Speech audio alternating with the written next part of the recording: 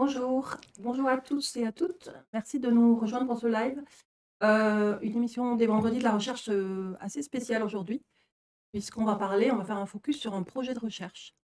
Donc j'ai avec moi Corinne Legal-Lassalle. Bonjour Euh, Samantha. Bonjour Corinne, vice-présidente recherche et professeure de géochimie. Et Julien Jean-Baptiste. Bonjour Samantha. Bonjour Julien, postdoctorant C'est ça. sur un projet de recherche donc, qui est porté par Corinne et par Chrome. Alors, je vais commencer par parler un petit peu de ce projet. Donc, il s'appelle La ressource en eau. Oui. Il est financé dans le cadre du plan de relance. On va expliquer un petit peu ce qu'est ce dispositif. Donc, c'est le dispositif de maintien de l'emploi en recherche et développement plan de relance. Donc, c'est un dispositif qui a été lancé fin 2020, toute fin 2020 par France Relance pour pallier aux effets négatifs de la crise sanitaire. Et donc, la perte de pour éviter la perte de compétitivité en recherche et développement au niveau national. Et donc, tous les établissements d'enseignement supérieur de recherche et les organismes de recherche ont demandé des financements dans le cadre de collaboration de recherche avec des entreprises. Donc, ce sont des projets exclusivement entre un laboratoire public et une entreprise privée pour financer la masse salariale dédiée à l'emploi des chercheurs, jeunes chercheurs ou moins jeunes chercheurs, des chercheurs à la fois qui sont déjà dans les entreprises et dont l'activité aurait pu ralentir suite à la crise sanitaire, et les chercheurs qui sont diplômés d'université et qui, à cause de la crise, des conséquences de la crise sanitaire, auraient pu avoir des difficultés à trouver un emploi. Donc ce dispositif, dans le cadre de ce dispositif, l'Université de Nîmes a été lauréate financement du projet La ressource en eau. Donc ce projet, il est en collaboration avec une entreprise qui s'appelle la Société des eaux de la métropole nîmoise. C'est donc la société qui exploite le réseau et qui distribue l'eau sur la métropole nîmoise. Et donc je vais te laisser, Corinne, nous présenter un petit peu l'objet de ce projet. Oui, merci Samantha. Donc effectivement, le projet s'intéresse à caractériser la qualité de l'eau de distribution de l'eau potable à Nîmes. Donc il faut savoir que l'eau est pompée dans une nappe alluviale qui est en bordure du Rhône. Et donc dans ce contexte-là, on va s'intéresser à la qualité de l'eau et aux potentielles molécules que l'on va pouvoir retrouver dans cette eau. Donc ce projet fait suite aux travaux de thèse que Julien a fait lors de son doctorat. Et se déroule en collaboration avec la Société des eaux de la métropole nîmoise euh, et en partenariat également avec Nîmes Métropole, donc, qui s'intéresse à la gestion de cette eau. Oui, donc voilà, j'ai pas précisé qu'en fait, ces projets sont en fait financés par l'ANR avec via l'avis des DRARI, donc des directions régionales académiques à la recherche et à l'innovation, qui suivent le montage de ces projets. Et donc, le projet, il a démarré en février, c'est ça, en mars peut-être. Oui, en mars, de cette année, donc ça fait maintenant 3 mois que le projet est lancé et on il a mis un petit peu de temps à se mettre en place, mais donc là, ça y est, c'est enfin bon pour 2 années de projet, qui justement, se fait en partenariat avec, donc la CEMN. Donc il y a un temps qui est alloué à l'université, donc à peu près 50 et 50 autres % du temps, c'est un travail avec l'entreprise pour, leur mission, de service de, distribution d'eau potable. D'accord.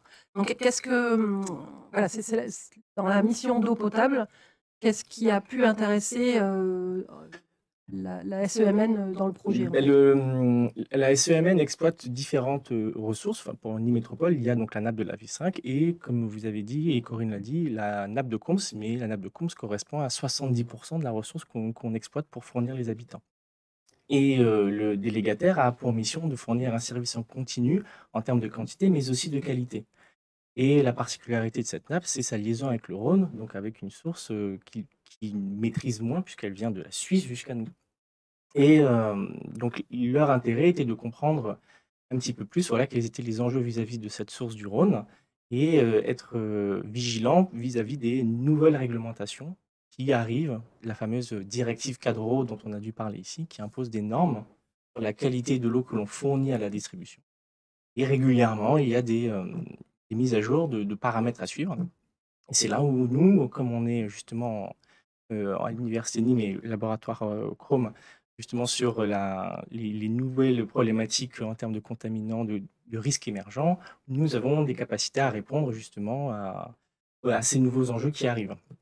Typiquement, c'est le cas pour là, des contaminants qui sont les perfluorés, qui là montent énormément comme problématique. Ce sont des composés qui sont utilisés pour les traitements anti-taches, anti-graisse, imperméabilisants et qu'on retrouve partout, dans les emballages, les lessives, le tout classique, les fameuses poêles Tefal, ces espèces de Mhm. revêtements. Donc c'est vraiment des composés qu'on trouve partout. Et ça y est, l'Europe a statué sur des normes vis-à-vis de ces composés. Et donc nous, voilà, nous sommes en partenariat pour répondre à cette question spécifique. D'autres aussi, mais celle-ci en tout cas. Donc c'est là leur intérêt de nous avoir sur ce projet. Donc en fait, la mission, c'est de découvrir ce qui se passe dans ces eaux, ce qui reste dans ces eaux. Oui, c'est ça, c'est que, on a, d'une fait de nos activités urbaines, agricoles, industrielles, une introduction en continu de composés, les pesticides, des produits pharmaceutiques, des produits d'hygiène et de soins, qui sont donc introduits principalement dans les eaux de surface. Ces eaux de surface, hem, peuvent alimenter des nappes, comme celles que nous exploitons, par exemple. Et c'est là où justement nous devons répondre à savoir, bon ben, est-ce qu'il y a bien une exposition de la ressource que l'on exploite et que deviennent ces fameux composés une fois rentrés dans le système? Et c'est là où c'est intéressant. Ouais, donc on va s'intéresser à caractériser les molécules organiques que l'on va retrouver dans l'eau du Rhône, issues des activités anthropiques sur le bassin.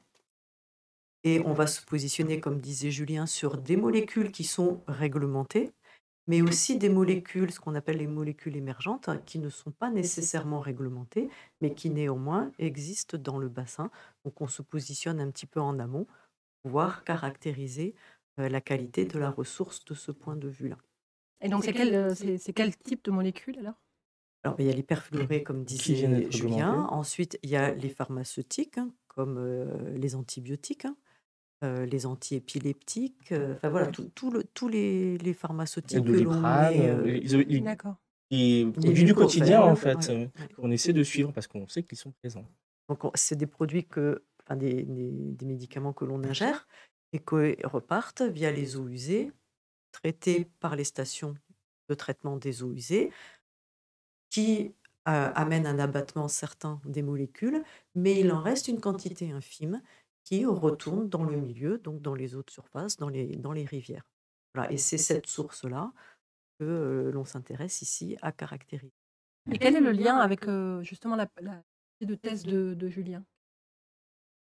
Tu peux nous expliquer un petit peu le lien qui s'est fait entre le sujet de thèse, dans la continuité? Voilà, on est totalement dans la continuité puisque Julien s'intéressait déjà à caractériser la qualité ou les concentrations de ces molécules dans l'eau du Rhône, qui est la source première qui alimente la nappe, et comprendre un petit peu quel est le devenir. L'avantage de pomper l'eau dans la nappe alluviale qui est en bordure du Rhône et non pas l'eau du Rhône elle-même, c'est qu'il y a une filtration de l'eau au travers des sédiments de la nappe. Donc on a une amélioration de la qualité de l'eau à ce niveau-là. Et donc il a pu caractériser pour un certain nombre de molécules l'abattement que le passage au travers des sédiments permettait de faire et d'obtenir donc une eau de meilleure qualité au niveau de la prise d'eau, au niveau des forages. Et c'est intéressant parce que cet abattement, c'est un service qui est en continu, qui est gratuit et qui est constant et qui même, oui. et permet justement d'abattre, des contaminants, qui seraient présents comme disait Corinne et qui donc, et fait des économies. Il n'y a pas besoin d'avoir un procédé industriel derrière, pour, abattre finalement les contaminants, qui seraient présents. Naturellement, il y a déjà ce travail qui est fait, mais il a des limites. Et c'est il se réalise comment ce travail-là en fait? Au travers, lors du passage justement de l'infiltration des eaux dans la nappe, se passe au travers généralement de cette berge. Il peut y avoir justement une rétention des composés sur la berge, il peut y avoir de la dégradation par des bactéries justement, qui viennent s'alimenter. Et ce qui fait que bah, l'eau ensuite continue son trajet et est naturellement épurée. Ou en tout cas, les concentrations sont naturellement diminuées. Mais voilà, ça marche bien pour certains composés, ça marche moins pour d'autres peut-être. Et c'est là, nous, notre rôle, c'est de savoir bah, quelles sont les limites et les caractéristiques cette atténuation. Typiquement, un composé auquel les gens ne pensent pas, mais que nous, on considère comme intéressant, c'est la caféine. La caféine, tout le monde en consomme et c'est rejeté en continu dans l'environnement. Et typiquement, c'est un composé on a trouvé avec des concentrations euh, en tout cas des concentrations importantes, entre guillemets, vis-à-vis des autres qui sont contaminants type pesticides, qui sont très faibles, mais la caféine est un peu plus élevée. Et toutefois, cette caféine, une fois rentrée dans la nappe, dans le système, il n'y a plus rien. Naturellement, il y a une atténuation de ce composé du fait de ses caractéristiques chimiques, du fait de la matrice qui est traversée. On ne trouve plus ce composé-là. Et donc, c'est ce travail qu'on fait, c'est d'essayer de classer et d'identifier là où ça marche bien, là où il y a un peu plus de difficultés ou d'autres cas où il n'y a aucun effet d'atténuation naturelle. Et donc là, il faut adapter peut-être des processus industriels derrière pour atténuer et respecter les limites imposées par la DCE, comme je l'ai dit précédemment. D'accord, donc c'est pour adapter le processus industriel Si besoin, aux résidus. si besoin. Ouais. Et c'est surtout dans le sens où là, les concentrations que l'on mesure sont très très très faibles. On est à, quand on regarde par exemple la molécule du Doliprane, et qu'on regarde justement ces concentrations que l'on retrouve, c'est l'équivalent, tu me l'avais dit Corinne, de un morceau de... Un dixième, voire un centième d'un cachet de Doliprane que l'on met dans une piscine olympique, enfin, que l'on dilue dans la piscine olympique. C'est ça. Donc on est vraiment à des concentrations très très très faibles, mais néanmoins, voilà, on s'y intéresse et il faut prendre conscience de ce que nous, on rejette dans l'environnement, hein, parce que c'est notre activité qui fait qu'on retrouve ces molécules dans l'environnement et l'impact que ça peut avoir sur la ressource en eau. Et on peut imaginer qu'en analysant la façon dont elles s'éliminent, on trouve ça donne une idée pour trouver un moyen de les éliminer de façon Oui, dans le sens contrôlée. c'est ça, il y a un ensemble de processus que nous on dit réactifs qui vont justement naturellement, comme j'ai dit, atténuer. Mais il y a différentes sortes. Et après, nous, l'idée, ce on va essayer de faire dans ce nouveau projet, c'est de décomposer et identifier qu'est-ce qui marche le mieux. Ça pourrait donc aussi donner une solution potentiellement. On cherche Non, c'est rien. si on cherche à justement développer un processus ou mettre en place un processus industriel qui cherche à éliminer un composé spécifique. D'accord. On s'intéresse aussi au fonctionnement du système hydraulique, au fonctionnement de la nappe, qui est alimenté, alors on a beaucoup parlé du Rhône d'un côté, mais qui est aussi alimenté par le massif karstique de l'autre côté. C'est les collines de Beaucaire, pour ça. Et donc, cette alimentation double peut permettre aussi de jouer en fonction des puits que l'on met en activité, si on va pomper davantage d'eau du Rhône ou davantage d'eau du massif karstique, en fonction des qualités de l'eau que l'on a et de la production que l'on veut. D'accord. Et je crois que c'est en lien avec un autre projet et sur une autre nappe aussi.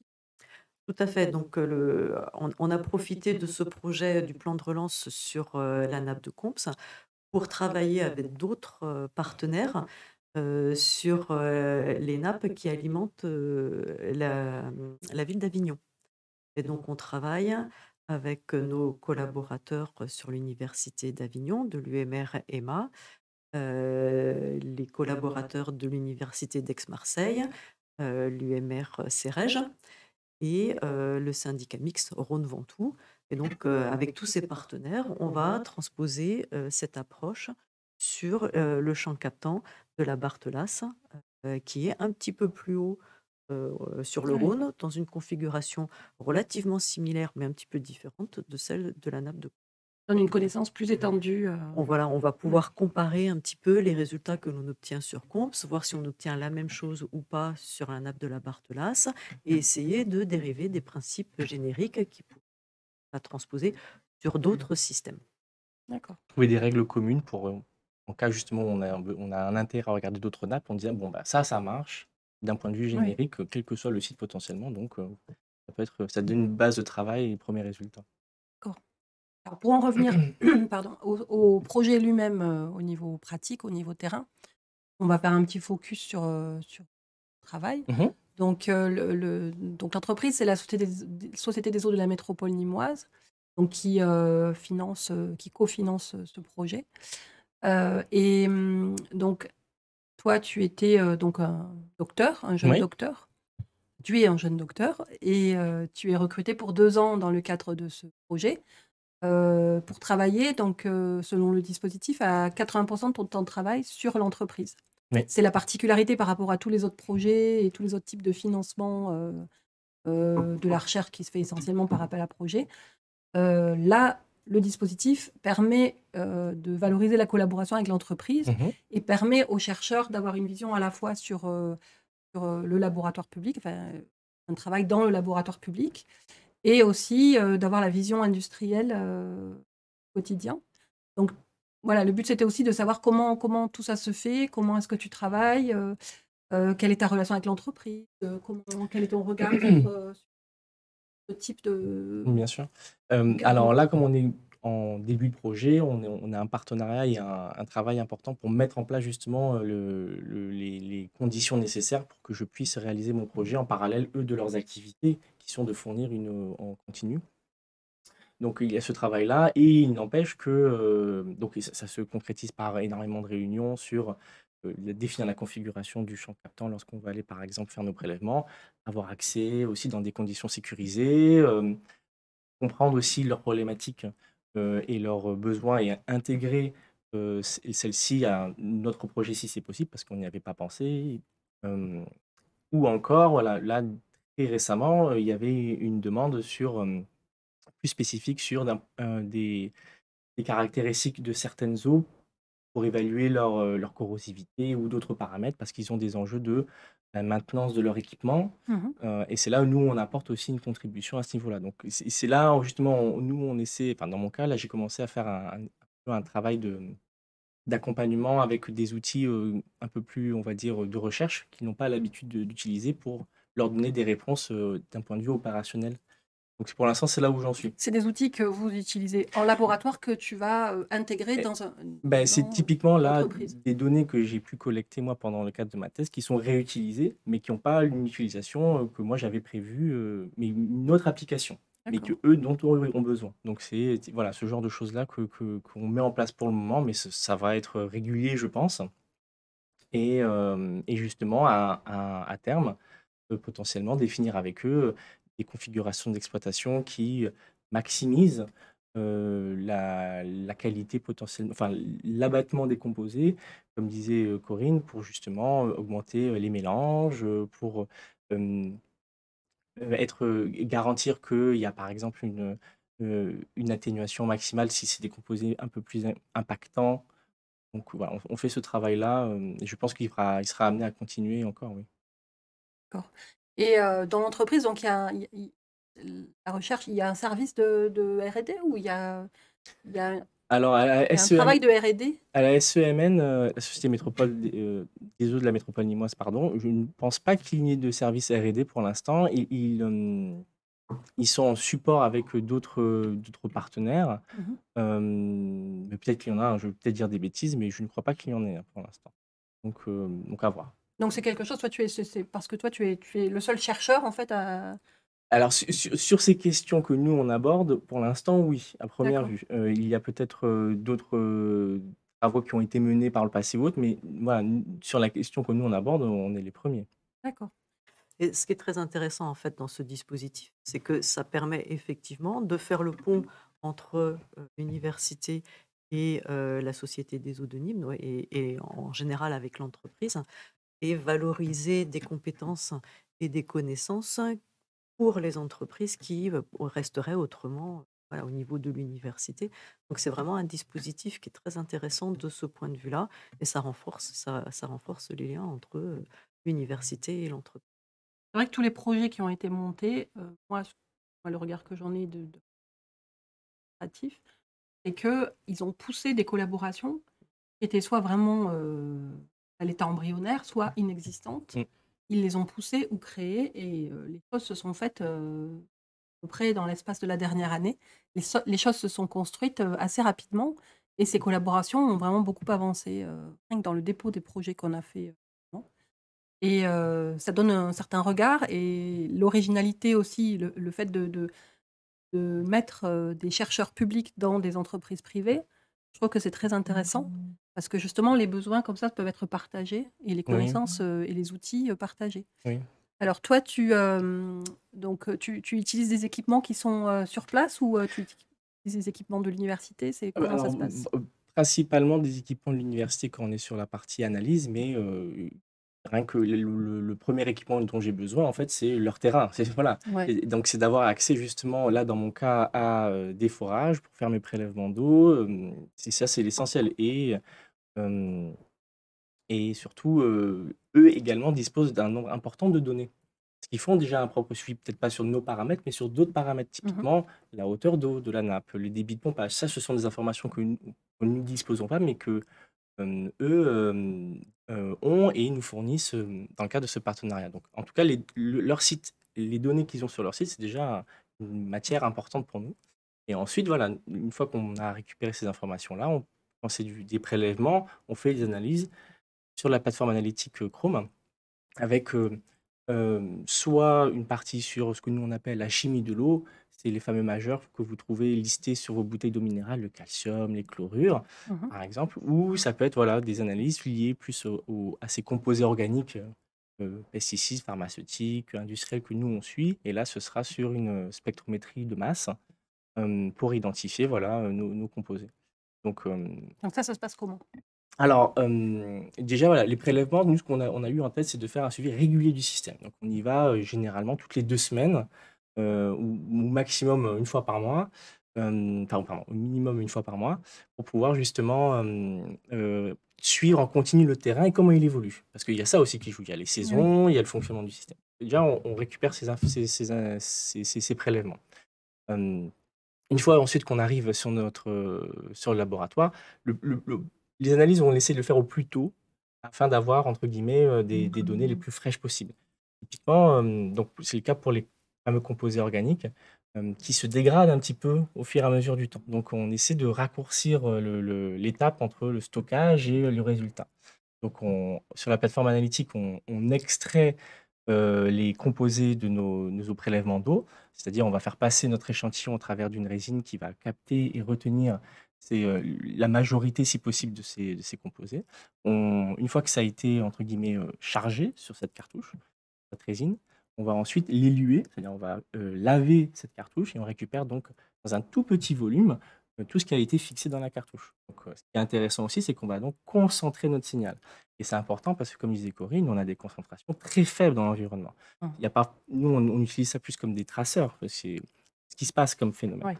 Donc ce travail-là permet de concentrer notre échantillon et une fois qu'on l'a récupéré, c'est là où on va justement le passer sur, une machine qui est une spectrométrie de masse et qui a pour objectif, en fait, tout simplement d'identifier des composés en fonction de leur masse et chaque molécule, en fonction de sa structure chimique, a des masses différentes et donc on peut comme ça les distinguer et identifier, bon, on a tel composé, tel composé, tel composé et quand on veut ensuite faire une évaluation de la concentration des quantités, on se réfère à ce que nous on appelle une droit d'étalonnage, c'est-à-dire on a préparé un échantillon, artificiel en disant: «Bon, il y a telle concentration pour se composer dans cet échantillon artificiel et si notre échantillon qu'on a prélevé a une concentration enfin un signal équivalent, on retrouve, les concentrations de cette manière». Donc c'est ce travail-là que l'on fait. Une fois qu'on a, heu, prélevé et analysé nos échantillons, maintenant la phase de traitement des données et là, tout le jeu justement, c'est d'éliminer, les bruits parasites, d'éliminer justement tout ce qui peuvent être, heu, des données un peu entre guillemets «aberrantes» ou en tout cas on les met de pour l'instant de côté. C'est de sélectionner quelles sont les données qui sont exploitables et là, dans notre objectif, c'est de comparer le signal des contaminants ou des composés suivis dans le Rhône, dans la nappe et faire ce travail comme je l'ai dit précédemment, qu'est-ce qui est atténué, qu'est-ce qui ne l'est Mmh. pas et voir surtout si ça évolue dans le temps. Ouais. Typiquement, il peut y avoir des molécules qui vont entre guillemets «apparaître» parce que la saisonnalité, parce que prescription plus importante sur cette période de certains produits pharmaceutiques, et d'autres périodes moins. Et voilà, c'est faire ce jeu-là, d'essayer de traduire, faire, comment ça s'appelle? De revenir à ce que ça veut dire concrètement nos résultats. Ouais, Ce qui ouais, se ouais. passe dans le quotidien en fait des gens. En fait, ces marqueurs-là, c'est de la surveillance, en fait. C'est Oui, entre dans le autres, but de c'est surveillance, ça. C'est ça. notamment. Et il existe en plus de toute façon déjà un réseau de surveillance des eaux de surface et de souterraines. Sur le Rhône, par exemple, je sais, on a fait ce travail avec Aurine il y a peu de temps. Il y a 1085 paramètres qui sont suivis sur les eaux du Rhône. Et il y en a, les 2 tiers, c'est des pesticides, il y en a un tiers, c'est des produits pharmaceutiques, et le dernier tiers, enfin, c'est vrai, on est plus petit en composés industriels. Donc, Je pense qu'il faut que tu développes un peu. Maintenant que tu as dit qu'il y avait 1200 ah oui, paramètres qui étaient suivis, on en retrouve c'est ça. C'est ça qui est intéressant. Nous, c'était dit, relativement peu quand voilà, même. c'est ça, c'est ça. Nous, notre objectif, c'est de dire, bon, on sait qu'il y a une base de données, mais qu'est-ce qu'on va suivre? Parce qu'il y a énormément de composés. Mmh. Et cette base de données était intéressante parce que sur les 1085 paramètres qui sont suivis, il y en a 100 qui ont été quantifiés sur Ah oui. 3-4 années. Et sur les Mmh. 100, la majorité, ce ne sont pas des pesticides. Ah Ce oui. sont des produits, par exemple, pharmaceutiques du quotidien, en fait. Donc, c'est ça qui est intéressant comme information. Alors que l'on peut quantifier, mais que l'on n'observe pas fréquemment. Et c'est ça aussi. Ah oui, Et il n'y a d'accord, qu'une dizaine, une C'est vingtaine ça. que l'on observe C'est régulièrement. ça. Il y a que- d'accord. Voilà, donc il faut remettre les Oui, oui, choses oui, oui. dans la C'est ça, c'est perspective. ça. Et voilà, in fine, l'eau du Rhône est quand même relativement. C'est ça, c'est ça. Alors qu'il y avait cette idée que c'est une eau qui a été polluée, etc. Donc nous, on a regardé bien sûr la partie entre guillemets en solution dans l'eau. Après, il y a les sédiments qu'on n'a pas regardé. Donc, c'est pas parce qu'il y avait cette question des PCB qui concernerait plus les sédiments. Mais en tout cas, sur les 4 années, donc 2018 à 2022, du suivi des eaux du Rhône, on a quelque chose de quand même très peu contaminé, on va dire. Et de toute façon, quand il y a présence, c'est des concentrations très, très, très, Mmh. très faibles. Mais nous, ça nous intéresse parce que c'est notre traceur de ce qui va se Ouais, passer quand on rentre dans le système. d'accord, C'est ça l'idée. d'accord. Donc, Donc voilà. là, toi, tu vas sur le terrain régulièrement faire des prélèvements? Voilà, c'est ça. Donc, comme toutes les 2 semaines, donc si c'est dans le déjà, on est à 2 voire à 3. Hier, j'étais encore sur le terrain d'ailleurs. Quand on va dans les eaux de surface équipées avec les cuissardes, comme un pêcheur, Mmh. pour aller faire des prélèvements, et surtout, dans des conditions sécurisées pour pas déjà perdre, enfin nous perdre nous, perdre eux sinon les Oui, parce que le échantillons. Rhône, c'est très Et oui, il y a certains moments, oui. quand le Rhône est en crue, il faut faire attention. Et Oui, oui. surtout, c'est très glissant au niveau des enrochements, donc il faut faire vraiment attention à ça. Donc ça, c'est la partie la plus, on va dire, musclée du travail, c'est quand on est dans les eaux de surface. Et quand on est au droit des forages, généralement, il y a des robinets sur lesquels on peut justement se greffer Oui, avec oui. notre tuyauterie, faire nos prélèvements. Et une fois que tout est emballé et prêt, hop, on rentre au laboratoire pour analyse, comme je dit précédemment. D'accord. Voilà, c'est plutôt ça le quotidien actuel. Oui, Après, actuel, après, il y a plusieurs après ça phases. va Ouais, peut-être ouais. évoluer. Là, c'est pour l'instant où on en est. Ouais. Alors, une question d'ordre plus général. Donc, dans le cadre de ce dispositif, donc toi, tu es un doctorant de l'école doctorale de l'Université de Oui, Nîmes.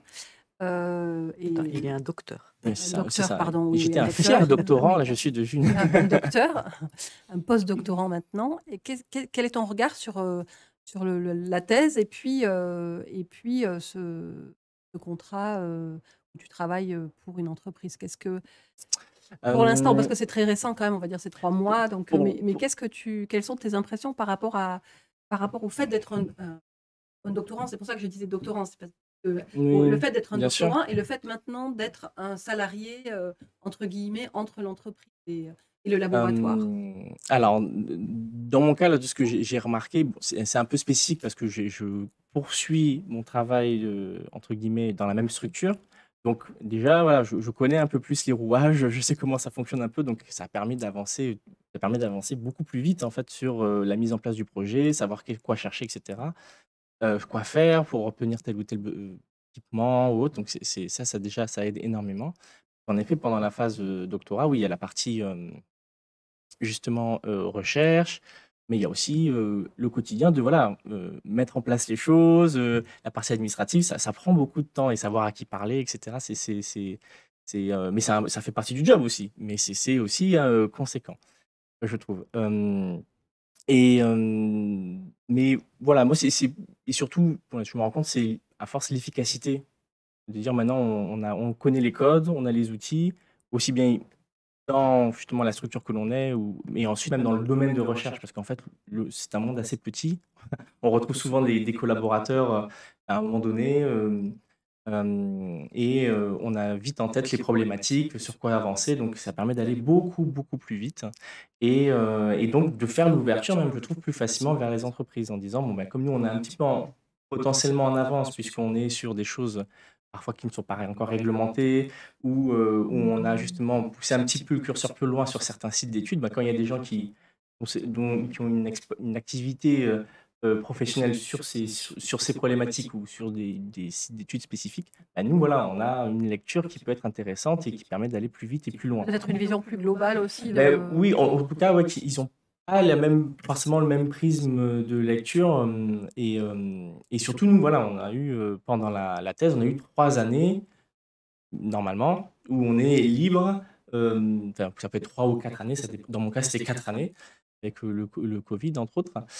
Mais on a été, voilà, un peu plus libre d'approfondir, au-delà justement des exigences peut-être d'un professionnel, quoi, en termes de rentabilité euh, court terme et rapide. Nous, voilà, on a plus le temps, on a la liberté de mettre du temps, des moyens, et oui, ouais, je pense, ouais, cette liberté, oui, vraiment d'explorer un sujet. Et ça, c'est très important. Et ça, ça fait partie de ce que tu apportes à l'entreprise. En tout cas, oui, j'espère que c'est, voilà, d'apporter mes outils pour justement leur fournir des informations auxquelles ils n'auraient pas pensé, ou complémentaires, et qui va les aider à mieux gérer leur activité. Enfin, pas mieux gérer, mais qui va contribuer à améliorer leur activité. Ce serait ça, plus ça. Ouais, ce que je retiens, ça c'est d'un point de vue très concret, et surtout après, c'est toutes les relations qui ont été faites pendant la partie thèse, que ça soit les collègues, que ça soit les personnes extérieures, ben voilà, ça c'est des liens forts qui ont été créés, qui servent aussi pour la suite, quoi. Très important. Très bien. Voilà, et Merci. ce que je recommande à mes collègues doctorants, jeunes doctorants, collègues, hein. Ex-collègue. Ex-collègues, c'est ça que je retrouve, et voilà, je leur dis de profiter, parce que, ça passe vite, mais c'est un moment vraiment important pour faire plein de choses, en fait, vraiment. Donc il faut en profiter. Voilà. Très bien. Très bien. Corinne, un petit mot de la fin aussi. Est-ce que toi, cette expérience, Oui, à ce stade-là, c'est le tout début, hein. Le tout début. C'est le tout début. Oui. Je pense que c'est une opportunité vraiment fantastique, qui nous permet de prolonger nos recherches dans un contexte plus appliqué, et de renforcer des collaborations avec les opérationnels, les gestionnaires de la ressource, les exploitants, et de leur apporter quelque chose de complémentaire qui va vraiment dans le cadre de la R&D. Et c'est là où ce projet commun, du coup, a un double intérêt pour nous en tant que chercheurs, et pour les gestionnaires de la ressource en tant qu'exploitants. Très bien. Merci, ça nous donne une dispositif. Projet. Merci beaucoup à tous les deux. Merci, Merci Samantha. Julien, merci Corinne. Merci Samantha. Et merci à vous de nous avoir suivis. Je vous dis à bientôt. Au revoir.